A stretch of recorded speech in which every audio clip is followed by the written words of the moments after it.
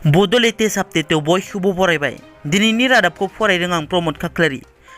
गिबि निउस दङ। बिहाराव गोब्राब बारहुंखा बारनाय आरो सारअन्थाइ गावनायजों सा 33 सुबुंनि जिउ खहा जायो। बिहारनि मोन 10 जिल्लानि गासै सा 33 सुबुंफोरा गोब्राब बारहुंखा आरो सारअन्थाइ गावनायजों जिउ खहा जायो। गोब्राब बारहुंखाजों न' बां आरो आबादफोरा सिलिंखार जायो। बे जाथायखौ हादरनि गाहाय मन्थ्रि नरेन्द्र मदि बिथाङा टुइटनि गेजेरजों दुखु मोननाय फोरमायो।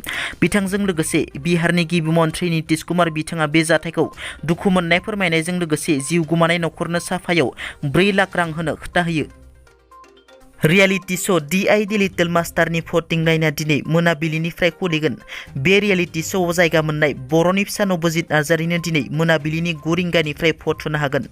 बर'नि फिसा नबजित नार्जारिनो भट होनो थाखाय 9152915246 नाम्बाराव कल हरनानै भट होनो हागोन। बे भटिं लाइनआ दिनै मोनाबिलिनि 9 रिंगानिफ्राय समबार फुंनि 9 रिंगासिम खुला थागोन। मख'नो गोनांदि खौसेथि बर' सुबुं आफादा नबजित नार्जारिनो भट होनो बयखौबो खावलायदों। कलकातायाव गिख्रंथाव अर खामनाय जाथाय। बे गिख्रंथाव अर खामनायजों गोदान बाजारनि गोबां दखानफोरा खामनानै सेवहांगार जाजोबो। बे अर खामनाय जाथाया कलकातानि गोदान बाजाराव फुंनि समाव सोमजियो। बे जाथायखौ खौरां मोननानै अर खोमोरग्रा हानजाया जाथाय थिलियाव थांनानै अरखौ खोमोरनो गोबाव सम नाजायो। फ्राय 30 मिनिटसोनि उनाव बे अरखौ खोमोरनो हायो। बे अर खामनाय जाथायनि गुबै जाहोनखौ मिथिनो मोननाय जायाखैब्लाबो सर्ट सार्किटनि जाहोनाव सोमजिदों होनना सन्देह खालामनाय जायो। मख'नो गोनांदि बे अर खामनाय जाथायाव रावबो जेबो जानायनि खौरां मोननाय जायाखै।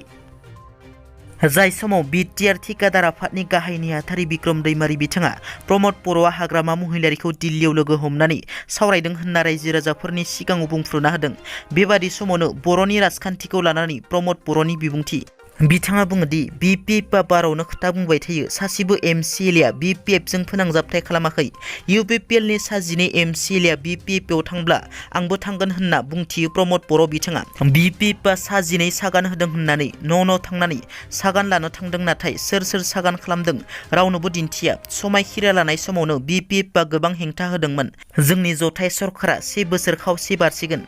BPF गिबि मन्थ्रि डक्टर हिमन्त बिश्व शर्मानि सायाव फोथायनाय दं होननानै बुंदोंमोन, नाथाय गिबि मन्थ्रिनि सायाव 3 कौटि सुबुंनि फोथायनाय दं होननानै बुंथियो प्रमद बर' बिथाङा। बारग' NDPD हारिमुआ गुवाहाटी बरबारियाव न' सिफायजाना आलाय सिलाय जानांनाय बर'फोरखौ थांनानै खौरां लाहैनानै गोख्रों रावजों बिबुंथि लाखियो। बिथाङा बुङोदि मानसिनिनो मन्थ्रि CEM अमा बोरमा दाउनि थाखाय नङा। अब्ला मानसिनि दुखुखौ मानसिनि खैफोदाव राव होनो हाब्लासो नोंथाङा सासे दैदेनगिरि हिसाबै रायजो राजाजों गनाय जागोन। क'क्राझारनिफ्राय लानानै सुतियासिम जेसेबां बेल्ट एन्ड ब्लक दङ, बे बेल्ट एन्ड ब्लकआव जेसेबां टाउन ओनसोल दङ, बे टाउन ओनसोलफोराव 60% ट्राइबेल नङैफोरा बकवाद खालामगासिनो दङ। बिथांमोना हानि पाट्टा गैया, नियादि पाट्टा गैया। अब्ला समा जुदि थिनोब्ला बर' जातिखौ अयनाय खालामबाय थायोब्ला फैबाय थानाय समाव ट्राइबेल नङैफोरखौ जोंबो होखारनायनि बेबस्थाखौ लानो गोनां बाध्य जानो हागौ होनना गोख्रों रावजों बुंथियो। सरकारा जेब्लासिम इनिसिएटिभ लाया अब्लासिम नोजोर होबावगोन माखासे सम। बिनि उनाव जुदि खामानि मावनो सिगांबोआ फैबाय थानाय समाव माबा मोनसे राहा लामाखौ लानो गोनां जागोन होनना। बाक्सायाव जाख्ल'नायनि अजद। बाक्सा जिल्ला सालबारिनि सिङाव थानाय रामसातारियाव पाकानि दालां लुनायाव जाख्ल'नायनि अजद।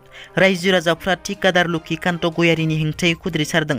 थांनाय 3 बोसोरनिफ्रायनो बे दालां लुनाया आबुं जायाखै, जायनि थाखाय रायजो राजा आरो फरायसाफोरा फरायसालियाव थांलाय फैलाय खालामनायाव गोबां जेंनाजों मोगा मोगि जानाङो होनना रायजो राजाफोरा फोरमायदों। बे दालांखौ थाबैनो लुफुंनानै होनांगौ होनना ठिकादार लक्ष्मीकान्त गयारीखौ बुंबाय थासेयावबो, खोमा होयियाव जिल्ला बेंगिरिनिसिम थांनानै आर'जलाइ गथायसेयावबो दासिमबो जेबो आगान लायाखै होनना फोरमायबावो। दिनैनि रादाबा एसेनोसै। नोंथांमोना जुदि आंनि चेनेलखौ दासिमबो साबस्क्राइब खालामाखै, अन्नानै साबस्क्राइब खालाम। गोजोन्थों।